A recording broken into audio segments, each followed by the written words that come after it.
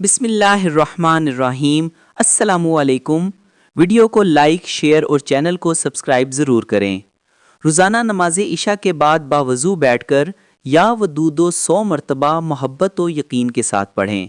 اس کے بعد اللہ تعالیٰ سے اپنی جائز حاجت دعا میں مانگیں۔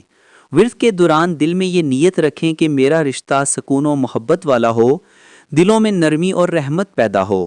دعا: اے اللہ، اے سب سے زیادہ محبت کرنے والے، اے یا ودود کے خالق، تو ہی دلوں کو جوڑنے والا اور نفرتوں کو ختم کرنے والا ہے۔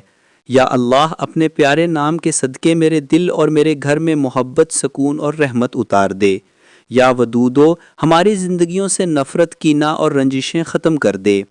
ہمارے دلوں کو اپنے نور اور محبت سے بھر دے۔ ہمیں ایک دوسرے کے لیے آسانی اور سکون کا ذریعہ بنا دے۔ یا رب، تو ہی سب کا والی اور کارساز ہے، ہماری دعاؤں کو اپنی رحمت سے قبول فرما۔ آمین۔